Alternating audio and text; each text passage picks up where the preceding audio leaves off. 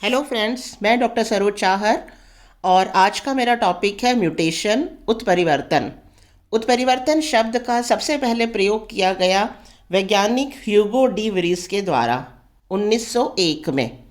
और इन्होंने ओइनोथेरा लेमार्कियाना जो पौधा है उस पौधे में सडन फिनोटिपिक चेंजेस देखे और इन सडन चेंजेस को इन्होंने नाम दिया म्यूटेशन। 1904 में टी.एच. मॉर्गन ने रेड आइड ड्रोसोफिला की जो कॉलोनी है, ड्रोसोफिला फल मक्खी जो रेड आइड थे जिसमें सब में, उनमें कुछ वाइट आइड ड्रोसोफिला देखे तो इन्होंने इसको म्यूटेशन ही माना। ठीक है, क्योंकि रेड आइड कॉलोनी थी, अचानक कुछ वाइट आइड वाले ड्रोसोफिला कुछ जनरेशन में देखे गए 1904 में। 1928 में H.J. मूलर ने एक्स किरणों के द्वारा सबसे पहले जो है ये म्यूटाजेन का हुआ। एक्स किरणों के द्वारा जो ड्रोसोफिला है उनको म्यूटेशन के लिए प्रेरित किया कि वो म्यूटेशन करें। तो इस हिसाब से जो है 3 वैज्ञानिक हमें इसमें ध्यान में रखने हैं। Who coined the term mutation? Hugo de worries in 1901. Who observed white-eyed Drosophila in red-eyed Drosophila colony? T.H. Morgan in 1904. And by using mutagen, who motivated the mutation in Drosophila by using X-rays? ये है H.J. Müller in 1928. अब हम लेते हैं mutation के definition हमें अगर करनी है तो it is a sudden change in chromosome number, chromosome structure और जीन सीक्वेंस, यानी गुणसूत्र की संख्या, गुणसूत्र की संरचना या जीन की जो सीक्वेंस है उसमें यदि कोई अंतर आता है, उसमें यदि कोई सडन चेंज आता है, अंतर आता है, तो उसको हम क्या कहते हैं? म्यूटेशन। तो इस आधार पर हम कह सकते हैं मोटे रूप में जो म्यूटेशन है उसे 2 उसमें डिवाइड किया जा सकता है। Chromosomal mutation in case the number of chromosome changes or in case the structure of chromosome changes, and gene mutation, chromosome के ऊपर जो जीन की सीक्वेंस है इसमें यदि कोई परिवर्तन आता है इसको कहेंगे जीन म्यूटेशन। और क्रोमोसोम की संख्या में या संरचना में कोई परिवर्तन आता है, it is known as chromosomal mutation. हम स्टेप बाय स्टेप लेंगे। आज का जो मेरा वीडियो है इसमें मैंने क्रोमोसोमल म्यूटेशन और इसमें भी स्ट्रक्चरल म्यूटेशन के बारे में डिस्क्राइब किया है। इसकी नेक्स्ट वीडियो में न्यूमेरिकल चेंज इन क्रोमोसोम पर करेंगे और उसकी नेक्स्ट वीडियो में जीन म्यूटेशन पर जो है वीडियो मैं बनाऊंगी। तो ये वाला जो वीडियो है ये है स्ट्रक्चरल म्यूटेशन इन क्रोमोसोम। तो chromosomal mutation, all individuals of particular species have the same structure and number of chromosome। एक ही अगर स्पीशीज़ है तो उस एक स्पीशीज़ के सभी जो इंडिविजुअल हैं उनमें नंबर ऑफ क्रोमोसोम सेम होता है, उनकी संरचना सेम होती है और उनके ऊपर जो सीक्वेंस है जीन्स की वो भी सेम होती है। जैसे हमारे अंदर यानी ह्यूमन बीइंग के अंदर 23 pair of chromosomes are present, यानी 46 क्रोमोसोम्स आर प्रेजेंट। कोई भी ह्यूमन बीइंग है, होमोसेपियंस है, उसमें यही होंगे क्रोमोसोम की संख्या और उनकी जो संरचना है और उनके ऊपर जो जीन्स का क्रम है वो भी सब में सेम होगा। ठीक है। ड्यूरिंग मियोसिस के टाइम पर जो मियोसिस फर्स्ट है, रिडक्शन डिवीजन, उसमें प्रोफेज फर्स्ट में जाइगोटिन अवस्था में होमोलोगस क्रोमोसोम पेयर करते हैं। पेयर करने के बाद में इसमें क्रॉसिंग ओवर प्रक्रिया होती है। क्रॉसिंग ओवर प्रक्रिया होने के बाद में वो क्रोमोसोम सेग्रीगेट हो जाते हैं, सेपरेट हो जाते हैं। ये है सामान्य प्रक्रिया। सामान्य वो सेग्रीगेट होते हैं और उसके बाद में जो क्रोमोसोम्स हैं उन क्रोमोसोम के ऊपर जो सीक्वेंस है जीन्स की वो वही आती है जो पहले होनी चाहिए। अगर किसी कारण से इस टाइम पर but sometime because of some errors, कुछ एरर के कारण या अगर उनका स्ट्रक्चर या नंबर चेंज हो जाता है तो वो क्या कहलाएगा? म्यूटेशन। कारण कोई भी हो सकता है। ठीक है।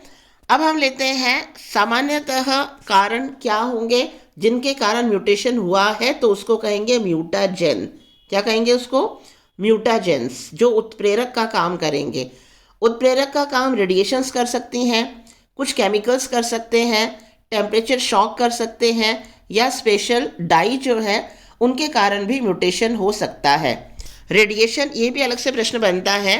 नेम्स ऑफ म्यूटाजेंस, रेडिएशंस जैसे अल्ट्रावायलेट रेडिएशंस है, उनके कारण क्रोमोसोम में म्यूटेशन आ सकता है। एक्सरेज है, अल्फा बीटा गामा रेडिएशंस है। केमिकल्स जैसे कॉल्चिसिन जो केमिकल है, it is generally used to obtain polyploid plants. Polyploid plants को ऑब्टेन करने के लिए कॉल्चिसिन नामक केमिकल को यूज़ किया जाता है। कॉल्चिसिन केमिकल क्या करता है, दो सेल्स को आपस में फ्यूज़ करवाएगा। दो सेल्स फ्यूज़ हो गए तो उनके न्यूक्लियस फ्यूज़ हो जाएंगे। न्यूक्लियस फ्यूज़ हो गए तो उनके जो क्रोमोसोम नंबर है वो जो है आपस में वो एक डबल होते जाएंगे, तो उसको क्या कहेंगे, पॉलीप्लॉइडी। टेम्परेचर शॉक के कारण भी म्यूटेशन हो सकता है, स्पेशल डाई के कारण भी म्यूटेशन हो सकता है। अब हम लेते हैं क्रोमोसोमल म्यूटेशन को दो भागों में बांटा जा सकता है या दो टाइप में बांटा जा सकता है। क्रोमोसोम की संरचना में परिवर्तन आ रहा है या क्रोमोसोम की संख्या में परिवर्तन आ रहा है। आज का जो वीडियो है वो है क्रोमोसोम की संरचना में परिवर्तन, यानी structural change in chromosome. Structural change जो है उसे चार टाइप में बांटा जा सकता है: ट्रांसलोकेशन, इन्वर्जन, डिलीशन, डुप्लीकेशन। हम इसका जो अर्थ है वो नाम में ही है, ट्रांसलोकेशन। लोकेशन यानी स्थल, तो स्थान यदि चेंज कर लेता है, किसी क्रोमोसोम पे जीन्स का कोई सीक्वेंस है, यदि वो अपना स्थान चेंज कर लेता है तो उसको क्या कहेंगे, ट्रांसलोकेशन। इन्वर्जन, इन्वर्जन यानी इन्वर्ट होना, जैसे ये सीक्वेंस है ABCDEF जो भी सीक्वेंस है, और ये अगर उल्टा घूम करके 180 डिग्री पर घूम करके इन्वर्ट होकर के अगर वापस आ जाए उसी जगह पर, तो कहेंगे इन्वर्जन। डिलीशन मतलब कम होना और डुप्लीकेशन मतलब डबल होना। ठीक है, तो ये हैं इनके नाम। स्ट्रक्चरल चेंज हम एक एक लेते हैं: translocation, inversion, deletion and duplication. सबसे पहले हम लेते हैं translocation. Exchange of segment of chromosome या change in location of segment of chromosome from one chromosome to another. कोई क्रोमोसोम है, उसका कोई सेगमेंट है, वो वहाँ से हट करके किसी दूसरे उसमें चेंज हो जाए, लोकेशन चेंज हो जाए, तो उसको क्या कहेंगे, translocation. From one chromosome to another. अब ये भी दो प्रकार का हो सकता है। यदि जो सेगमेंट का चेंज हुआ है वो नॉन होमोलोगस क्रोमोसोम्स के बीच में हुआ है, नॉन होमोलोगस क्रोमोसोम्स के बीच में यदि सेगमेंट का चेंज हुआ है तो उसको कहेंगे रेसिप्रोकल ट्रांसलोकेशन या सेगमेंटल इंटरचेंज। जैसे यहाँ दिखा रखा है, ये एक पेयर है होमोलोगस क्रोमोसोम का, ये दूसरा पेयर है होमोलोगस क्रोमोसोम का। तो यहाँ पर इनमें आपस में इसका कोई सेगमेंट इस दूसरे के किसी सेगमेंट के साथ में अगर चेंज होता है, एक्सचेंज होता है, जैसे यहाँ बता रखा है इतना पोर्शन और ये इसके साथ में एक्सचेंज हो गया है, तो इसने अपनी पोजीशन यहाँ ले ली है, इसने पोजीशन यहाँ ले ली है, लोकेशन चेंज हो गया है बिटवीन नॉन होमोलोगस क्रोमोसोम। तो नॉन होमोलोगस क्रोमोसोम में यदि एक्सचेंज होता है तो उसको कहेंगे रेसिप्रोकल ट्रांसलोकेशन या सेगमेंटल इंटरचेंज। ठीक है, अब लेते हैं translocation between pair of homologous chromosomes.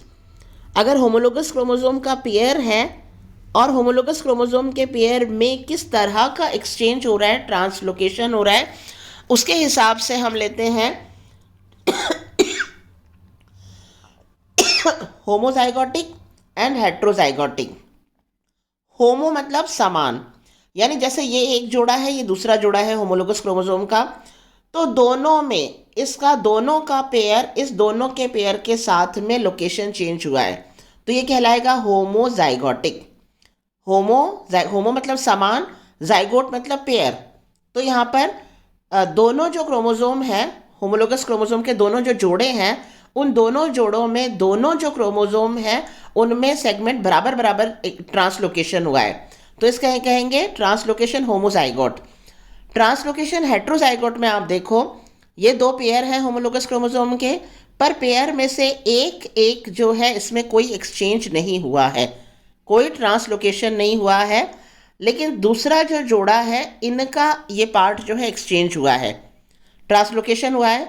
अगर इस तरह का होता है, यानी जाइगोट यानी दो दो होमोलोगस क्रोमोसोम के पेयर हैं उनमें से एक एक जो क्रोमोसोम है वो उसमें कोई परिवर्तन नहीं आया है, दूसरा जो है उसमें आपस में सेगमेंट का लोकेशन चेंज हुआ है, तो इसको कहेंगे ट्रांसलोकेशन हेट्रोजाइगोट। ठीक है, अब हम इसका एग्जाम्पल लेते हैं, डाउन सिंड्रोम। डाउन सिंड्रोम, एक तो डाउन सिंड्रोम तब भी कहलाया जाता है जब उसमें 21वां नंबर गुणसूत्र 3 बार रिपीट हो रहा है, जिसको मोंगलिज्म कहते हैं। और एक डाउन सिंड्रोम तब भी होता है जब ट्रांसलोकेशन होता है बिटवीन क्रोमोसोम 14 एंड 21, यानी 14 नंबर क्रोमोसोम का कुछ पार्ट 21 नंबर क्रोमोसोम के कुछ पार्ट से एक्सचेंज हो रहा है, लोकेशन उनका चेंज हो रहा है, तो भी उसके क्या होगा, डाउन सिंड्रोम होगा। दूसरा हम एग्जाम्पल लेते हैं जो ह्यूगो डिवरीज ने ऑब्जर्व किया था, ओइनोथेरा जो प्लांट है उसमें, जिसके कारण सबसे पहले उन्होंने म्यूटेशन शब्द दिया था। तो इसमें भी जो म्यूटेशन हुआ है वो किसके कारण होता है, बिकॉज ऑफ ट्रांसलोकेशन। तो these are the two example जो हम ट्रांसलोकेशन में याद रखेंगे। ट्रांसलोकेशन के बाद सेकेंड टाइप लेते हैं इन्वर्जन। इन्वर्जन में मैंने क्या बताया था, जैसे जो सेगमेंट है क्रॉसिंग ओवर होना है मान लो, तो ये जितने भी जो म्यूटेशन, स्ट्रक्चरल म्यूटेशन होते हैं, ये बेसिकली जब क्रॉसिंग ओवर का टाइम होता है उस समय जब क्रोमोसोम, जैसे ये क्रोमोसोम है, ये एक या दो भागों से टूटा, तो दो भागों से टूटा तो ये टुकड़ा अलग हो गया, ये टुकड़ा अलग हो गया, ये यहाँ, और अब जब ये वापस जुड़ना है तो उस जुड़ते टाइम पर ये गड़बड़ कर देता है, तो उस टाइम के कारण ही क्या हो रहा है, ये स्ट्रक्चरल म्यूटेशन होने की संभावना रहती है। तो इन्वर्जन में क्या हुआ, when sequence of chromosome segment reverse, जब क्रोमोसोम सेगमेंट की सीक्वेंस रिवर्स हो जाती है, जैसे ये है यहाँ से टूटा और टूटने के बाद में ये 180 डिग्री पर घूमकर लग गया। अब यहाँ अगर सीक्वेंस होती ABC, तो ये जुड़ता, अगर उल्टा होकर जुड़ता तो CBA हो जाता। तो इससे सीक्वेंस चेंज होते ही क्या हो जाएगा, सीक्वेंस चेंज होते ही क्या होगा, इसके ऊपर जो संदेश है किसी विशेष प्रकार के प्रोटीन के लिए, तो वो संदेश जो है यहाँ पर इस वाले पॉइंट पर चेंज हो गया है ना। तो during crossing over when chromosome breaks at 2 points, जब क्रोमोसोम 2 पॉइंट पर ब्रेक होता है 3 सेगमेंट बनते हैं। अगर उसका जो मिडल का सेगमेंट है जिसको इंटरकैलरी सेगमेंट कहेंगे, वो 180 डिग्री पर रोटेट होकर के और फिर रिवर्स ऑर्डर में जुड़ता है, तो इसको कहेंगे इन्वर्जन। अब इसमें क्या है, नंबर ऑफ जीन्स तो सेम है लेकिन उसकी सीक्वेंस क्या हो गई है, चेंज, सीक्वेंस चेंज हो गई है, संख्या उसकी बराबर है। तो इन्वर्जन दो टाइप का हो सकता है कि इन्वर्जन वाले पार्ट में सेंट्रोमियर है या नहीं है। अगर इन्वर्जन वाले पार्ट में सेंट्रोमियर नहीं होता है तो उसको कहेंगे पैरासेंट्रिक, और अगर इन्वर्जन वाले पार्ट में सेंट्रोमियर है, इन्वर्टेड पार्ट इन्वॉल्व सेंट्रोमियर, उसको कहेंगे पेरीसेंट्रिक, उसको क्या कहेंगे, पेरीसेंट्रिक। ठीक है, और अगर उसमें सेंट्रोमियर नहीं है उस पार्ट में तो उसको कहेंगे पैरासेंट्रिक। तो इन्वर्जन जो है वो दो प्रकार का है, on the basis of presence और एब्सेंस ऑफ सेंट्रोमियर। अगर सेंट्रोमियर वाला पार्ट इन्वर्टेड हुआ है तो उसको कहेंगे पेरीसेंट्रिक, और अगर सेंट्रोमियर वाला भाग नहीं, उसके साइड की जो क्रोमेटिड वाले पार्ट हैं उनमें अगर इस तरह का चेंज आया है उसको कहेंगे पैरासेंट्रिक। अगेन पैरासेंट्रिक दो प्रकार का होता है, होमोब्रैंकियल एंड हेट्रोब्रैंकियल। होमो मतलब अगर एक साइड में, यहाँ हम लेते हैं होमोब्रैंकियल एंड हेट्रोब्रैंकियल, इसको डायग्राम के साथ समझ लें। When inversion occurs only on one side of the centromere, ये क्रोमोसोम है, मान लो इसकी सीक्वेंस है ABCDEF, बीच में ये सेंट्रोमियर है GHIJKLM, है ना, और इसमें यदि इस एक साइड में ही इन्वर्जन हुआ है, यहाँ सीक्वेंस क्या हो गई, देखो आप, ये हो गई BCD, टूटा यहाँ से और टूट करके उल्टा होकर जुड़ गया DCB। तो अब क्या है, इसमें नंबर ऑफ जीन्स तो सेम है but the sequence of the gene changes, और केवल एक ही साइड में ये चेंज हुआ है, केवल एक साइड में चेंज हुआ है और इस वाले भाग में सेंट्रोमियर इन्वॉल्व नहीं है, तो इसको क्या कहेंगे, होमोब्रैंकियल, होमोब्रैंकियल इन्वर्जन। हेट्रोब्रैंकियल में क्या होगा, यहाँ आप देखें, when inversion occurs on both sides of centromere, centromere यहाँ अपनी जगह पर है, इसके ये नॉर्मल सीक्वेंस है ABCD से लेकर के P तक। अब यहाँ ये वाला जो भाग है CDEF, ये इन्वर्ट हो गया FEDC, और इसी तरह से यहाँ LMNOP वाला भाग है, तो LMNO वाला भाग इन्वर्ट हो गया, ONML। तो इस तरह से अगर दोनों साइड में, सेंट्रोमियर के दोनों साइड में जो क्रोमेटिड वाला पार्ट है, यदि उसमें इन्वर्जन हो रहा है तो उसको कहेंगे हेट्रोब्रैंकियल, और अगर एक साइड में हो रहा है तो उसको कहेंगे होमोब्रैंकियल।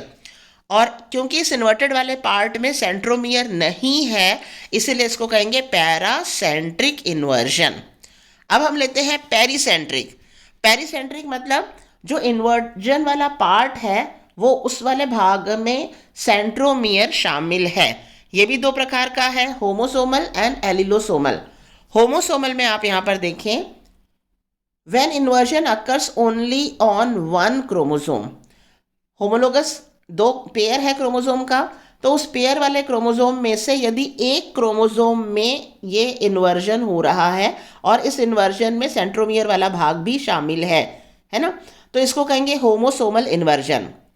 When inversion occurs on both homologous chromosomes, जब जो दोनों होमोलोगस क्रोमोसोम है दोनों में अगर ये वाला बीच का पार्ट जिसके अंदर सेंट्रोमियर है, इन दोनों में अगर इन्वर्जन होता है तो इसको कहेंगे एलिलोसोमल। एलील क्या होता है? एलील जीन्स जो होमोलोगस क्रोमोसोम पर दोनों पर उपस्थित हैं वो एक एलील बनाती हैं जो एक लक्षण की वंशागति के लिए उत्तरदायी है। तो एलिलोसोमल मतलब क्या है? होमोलोगस क्रोमोसोम जो है, दोनों पे जो होमोलोगस क्रोमोसोम है उस पेयर में अगर ये सेंट्रोमियर वाले पार्ट समेत क्रोमोसोम का पूरा एक्सचेंज हो रहा है, इन्वर्जन हो रहा है, एक्सचेंज नहीं इन्वर्जन हो रहा है, ये दोनों पर हो रहा है, तो इसको क्या कहेंगे? एलिलोसोमल इन्वर्जन। और केवल एक एक क्रोमोसोम पे हो रहा है, दूसरे पर नहीं हो रहा है, तो इसको क्या कहेंगे? Homosomal inversion. अब हम लेते हैं डिलीशन। डिलीशन मतलब डिलीट होना, टूटना। ये भी उसी समय है जब क्रॉसिंग ओवर होना है। क्रॉसिंग ओवर होने के लिए सेगमेंट जो है क्रोमेटिड वाला एक या दो जगह से टूटेगा और टूटने के बाद में किसी कारण से वो टूटा वाला भाग वापस नहीं जुड़ता है। तो वापस नहीं जुड़ेगा तो क्या है? उस वाले क्रोमोसोम में उतना जो क्रोमोसोम का सेगमेंट है वो कम हो गया, डिलीट हो गया, तो इसको क्या कहेंगे? डिलीशन। अब इसमें क्या हुआ? नंबर ऑफ जीन्स जो है वो डिक्रीज हुए हैं, इसमें नंबर ऑफ जीन्स डिक्रीज हुए हैं। तो इसमें when a part of chromosome during crossing over, जब क्रॉसिंग ओवर के टाइम पर जो डिलीटेड पार्ट है वो नॉर्मली तो क्या है, वो दो भागों से टूटता है और सही जगह पर आकर जुड़ता है, लेकिन किसी कारण से अगर वो सेम पार्ट अपनी जगह पर आकर नहीं जुड़ता है तो उसको क्या कहेंगे? Deletion. Some part of the gene loses the size of the chromosome decrease. तो सम पार्ट अगर ऑफ द जीन, कुछ पार्ट जो जीन का टूटा है वो वापस अगर जुड़ता नहीं है तो क्रोमोसोम की साइज भी क्या होगी? डिक्रीज हो जाएगी, छोटी हो जाएगी, और इसको कहेंगे डिलीशन। डिलीशन दो प्रकार का होता है, terminal deletion and intercalary deletion. नाम से ही पता चल रहा है, टर्मिनल मतलब किनारे वाला भाग। यदि किनारे वाला भाग जो है, यहाँ पर हम लेते हैं डायग्राम समेत, if the deletion occurs at one end of the chromosome. यहाँ पर आप देखें इसमें जो सीक्वेंस है वो ABCDEFGHIJ तक है। अब क्रॉसिंग ओवर के टाइम पर ये टूटा होगा और टूटने के बाद में यहाँ ऊपर वाला भाग ABC वाला भाग गायब है, वो जुड़ा ही नहीं वापस आकर के। तो ABC जो जीन है वो इसमें क्या हो गए? कम हो गए। तो इसको क्या कहेंगे? अगर किनारे पर से डिलीशन हो रहा है तो इसको कहेंगे टर्मिनल डिलीशन। इंटरकैलरी डिलीशन यानी इन बिटवीन पार्ट, क्रोमोसोम का बीच वाला पार्ट, जैसे यहाँ पर सीक्वेंस है ABCD से लेकर के GHI तक, और यहाँ पर CD वाला भाग गायब है, कम है, तो इसको क्या कहेंगे? Intercalary deletion. अब इसका पहले हम एग्जाम्पल ले लेते हैं, जैसे क्राई ड्यू चैट सिंड्रोम, यानी इसके अंदर जो बच्चा है वो बच्चा बिल्ली के बच्चे की तरह, ह्यूमन बीइंग का जो बच्चा है वो बिल्ली के बच्चे की तरह रोता है। अगर पांचवा नंबर जो क्रोमोसोम है, ह्यूमन बीइंग का पांचवा नंबर जो क्रोमोसोम है उसमें डिलीशन के कारण ये सिंड्रोम होता है, क्योंकि पांचवें नंबर क्रोमोसोम के ऊपर वो जो जीन है जो डिलीट हुए हैं वो उसका जो वोकल कॉर्ड है उससे संबंधित है, और वो पर्टिकुलर जीन हटने के कारण, डिलीट होने के कारण वोकल कॉर्ड प्रॉपर साउंड नहीं वो निकाल पाता है, और जो बिल्ली की आवाज़ है वैसे वो बच्चा रोता है। Cry due chat syndrome because of deletion in 5th number of chromosome. इसी तरह से एक एग्जाम्पल चूहों में है, वाल्टजिंग माउस। इनके अंदर डिलीशन होता है अगर क्रोमोसोम में, तो उससे देखा गया है कि वो जो पर्टिकुलर जो डिलीशन हुआ है उसके कारण जो इंटरनल ईयर है, वो इंटरनल ईयर जो है उसके अंदर वो प्रॉपर फॉर्मेशन उसकी नहीं होती है, और प्रॉपर फॉर्मेशन नहीं होने के कारण वो बैलेंस नहीं बना पाता, और बैलेंस नहीं बना पाता तो वो सीधा नहीं चल पाएगा, बल्कि गोल गोल घूम करके चलेगा। और इस तरह से गोल गोल घूमकर चलने के कारण इसको क्या कहेंगे, वॉल्ट्सनिंग माउस। तो ये हो गया बिकॉज ऑफ डिलीशन। अब हम लेते हैं डुप्लीकेशन। डुप्लीकेशन नाम से पता चल रहा है, अगर कोई छोटा पार्ट जो है वो डबल बार आ जाए, अगर कोई सेगमेंट जो है क्रोमोसोम का वो डबल बार आ जाए तो वो डुप्लीकेशन। अब डबल बार आने की संभावना कब होती है, अगेन जब क्रॉसिंग ओवर होना है, दो भागों से टूटा, टूटने के बाद में जो दूसरा भी है वो दो भागों से टूट रहा है ना, होमोलोगस का जो पेयर है मान लो वो टूट रहा है, तो उसमें से ये वाला पार्ट इसके साथ जुड़ने के बजाय इसके साथ आकर जुड़ जाएगा, तो इसमें तो हो गया डिलीशन और इसमें हो गया डुप्लीकेशन। तो डुप्लीकेशन क्या है, if the segment of chromosome repeats once और twice on the same chromosome पर अगर वो पार्ट दोबारा से आकर के ऐड हो रहा है तो वो क्या कहलाएगा, duplication. If duplication occurs on one chromosome of homologous pair, अगर होमोलोगस पेयर के केवल एक क्रोमोसोम पर डुप्लीकेशन होता है तो उसको आराम से विजिबल हो सकता है। कैसे विजिबल होगा यहाँ पर कैसे विजिबल होगा कि जब वो वापस क्या बनाएगा, पेयर बनाएगा। तो पेयर बनाएगा, पेयर के टाइम पर क्या होता है, दोनों होमोलोगस क्रोमोसोम एकदम आमने सामने होते हैं, सेंट्रोमियर के सामने सेंट्रोमियर, और ये सीक्वेंस आमने सामने होती हैं, बी बी सी सी, जो डी डी डोमिनेंट या रिसेसिव हो सकती हैं, पर दोनों एलील एकदम आमने सामने होते हैं, इस तरह का पेयर बनाते हैं।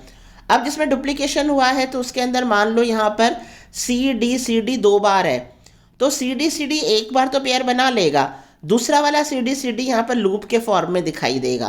तो यहाँ लूप के फॉर्म का मतलब क्या है, इसके वाला जो क्रम है ये इसके होमोलोगस पेयर के साथ में उपस्थित नहीं है। तो डिलीशन का और डुप्लीकेशन का पता इन लूप के कारण चल सकता है। डुप्लीकेशन जो है तीन प्रकार का हो सकता है, tandem duplication, reverse tandem duplication and displaced duplication. पहला हम लेते हैं tandem duplication. If duplication occurs at near by place on the same chromosome, निकटवर्ती क्षेत्र में सेम क्रोमोसोम में अगर सीक्वेंस रिपीट हो रही है तो उसको कहेंगे टैंडम। यहाँ आप देखें A B C D E F G H I J K क्रम है, इसमें ए बी सी दो बार रिपीट हो रहा है in the same sequence. A B C उसी सीक्वेंस में ए बी सी रिपीट हो रहा है और पास में, यानी निकटवर्ती, पास में और सेम सीक्वेंस में अगर डुप्लीकेशन हो रहा है, इस डुप्लीकेशन को कहेंगे टैंडम। रिवर्स टैंडम में आप देखें निकटवर्ती क्षेत्र में रिपीट हो रहा है लेकिन रिवर्स ऑर्डर में, ए बी सी और इसका रिवर्स ऑर्डर है सी बी ए, तो ये रिवर्स ऑर्डर में निकटवर्ती क्षेत्र में हो रहा है डुप्लीकेशन, लेकिन जो सेगमेंट का डुप्लीकेशन हो रहा है वो रिवर्स ऑर्डर में हो रहा है, तो इसको कहेंगे रिवर्स टैंडम। तीसरा है डिस्प्लेस्ड। डिस्प्लेस्ड में if duplication occurs on the same chromosome but at distant place, same chromosome, तीनों में क्रोमोसोम पर तो सेम है, लेकिन अगर ऑन द डिस्टेंट प्लेस, जहाँ निकटवर्ती क्षेत्र नहीं है, जैसे ये B C D E repeat हो रहा है, बी सी डी ई, लेकिन कुछ दूरी पर रिपीट हो रहा है उसी क्रोमोसोम पे, लेकिन कुछ दूरी पर अगर रिपीट हो रहा है तो इसको कहेंगे डिस्प्लेस्ड डुप्लीकेशन। तो डुप्लीकेशन तीन प्रकार का हुआ, tandem duplication, reverse tandem duplication and displaced. Tandem यानी निकटवर्ती क्षेत्र में जो क्रोमोसोम का सीक्वेंस है वो रिपीट हो रहा है। रिवर्स टैंडम यानी निकटवर्ती क्षेत्र में रिपीट हो रहा है पर रिवर्स ऑर्डर में। डिस्प्लेस्ड यानी सेम क्रोमोसोम पर तो है वो डुप्लीकेशन, लेकिन कुछ दूरी पर डुप्लीकेशन है। इसके हम एग्जाम्पल लेते हैं जो देखे गए हैं। ड्रोसोफिला के अंदर जो चौथा नंबर क्रोमोसोम है उसमें रिवर्स रिपीट के कारण नेत्रहीन ड्रोसोफिला जो है वो बनते हैं।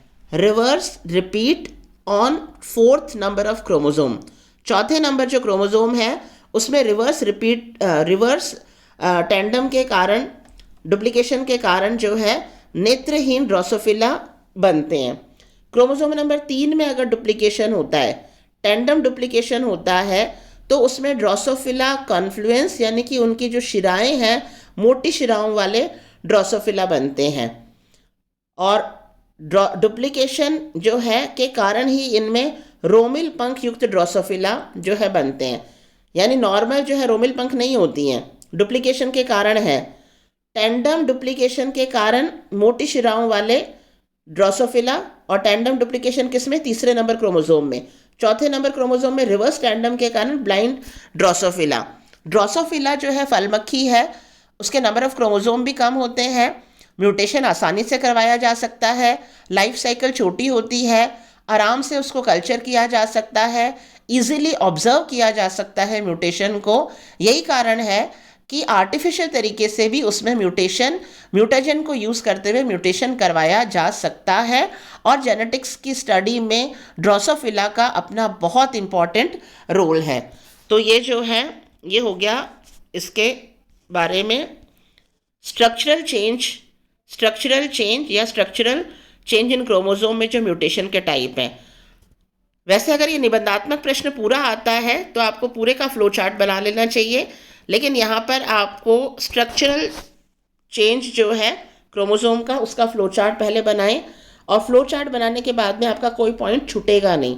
तो स्ट्रक्चरल चेंज में translocation, inversion, deletion, duplication. Translocation between non homologous chromosome होता है तो रेसिप्रोकल या सेगमेंटल इंटरचेंज कहलाता है। और होमोलोगस क्रोमोसोम में होता है ट्रांसलोकेशन। तो अगर दोनों में एक साथ हो रहा है तो होमोजाइगोटिक ट्रांसलोकेशन, और केवल पेयर में से केवल एक में एक्सचेंज हो रहा है तो heterozygotic translocation. Inversion paracentric, pericentric. Paracentric यानी centromere is not involve, pericentric मतलब सेंट्रोमियर इज इन्वॉल्व। पैरासेंट्रिक में भी अगर एक ब्रांच में हो रहा है तो होमोब्रैंकियल, दोनों ब्रांच में हो रहा है तो हेट्रोब्रैंकियल। पेरिसेंट्रिक में होमोसोमल, एक क्रोमोसोम में हो रहा है तो होमोसोमल, पेयर ऑफ क्रोमोसोम दोनों में हो रहा है तो एलिलोसोमल। डिलीशन टर्मिनल यानी किनारे पर, इंटरकैलरी यानी बीच वाले भाग में। Duplication tandem, reverse tandem and displaced. तो इस तरह से ये आप नाम अगर लिख लेते हैं, और ये नाम लिखने के बाद में अगर आप इसको डिस्क्राइब करना शुरू करते हैं तो आपका कोई भी पॉइंट इसमें मिस नहीं होता है। तो this is all about the structural change in chromosome. और इसकी जो नेक्स्ट वीडियो मेरी होगी वो होगी इसमें न्यूमेरिकल चेंज इन क्रोमोसोम। ठीक है, तो उम्मीद करती हूँ आपको समझ में आया होगा। फिर भी यदि आपको कोई डाउट है तो आप कमेंट बॉक्स में लिख सकते हैं।